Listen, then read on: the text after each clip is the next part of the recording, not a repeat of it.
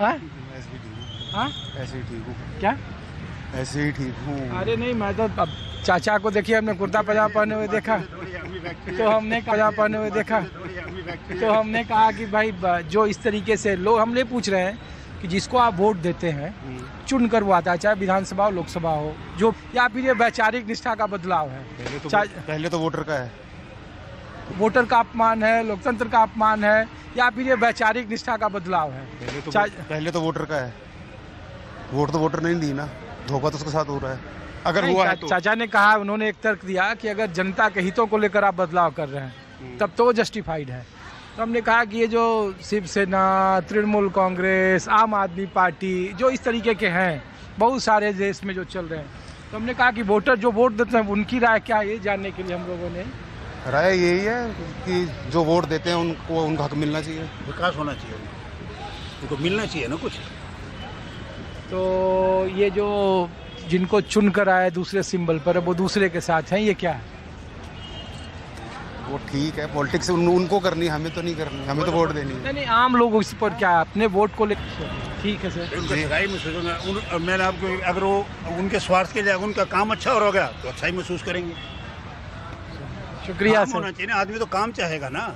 परिवर्तन प्राकृतिक का नहीं, आपको परिवर्तन कोई बुरी चीज़ नहीं होती, ईगो प्रॉब्लम नहीं होनी चाहिए। परिवर्तन तो एक भी कोई ऑपरेशन करना पड़ेगा, उसके डॉक्टर 5 आदमी बैठते हैं साथ में, क्यों? क्या पता किसकी बात काम आ जाए। ईगो नहीं, अनेकांत का दर्शन बनाओ।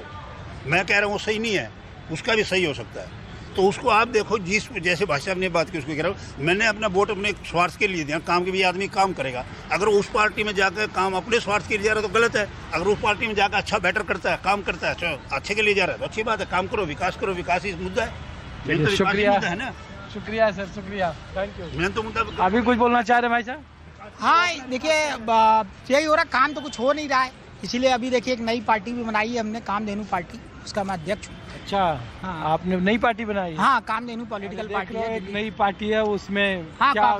काकरोच नई पार्टी, अच्छी बात है। देखिए आप ही जैसा party nationalist citizen party Tripura की थी, उसको देखो 22 सांसद मिल गए। आपकी पार्टी को हो सकता है मिल जाए आने वाले वक्त में। नहीं, हमने करा है 450 का टारगेट रखा है 2029, क्योंकि काम कुछ हो नहीं रहा है, महंगाई बड़ी पड़ी है, बेरोजगारी चरम सीमा पे है, भ्रष्टाचार चरम सीमा पर है। पॉलिटिकल पार्टी आप चला रहे हैं?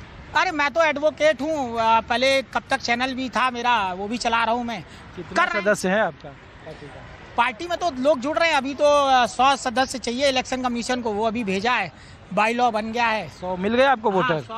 100 वोटर मिल गए हैं, तो अलग अलग राज्यों के चाहिए होते हैं, 28 राज्यों के, और बाई लॉ बन गया है।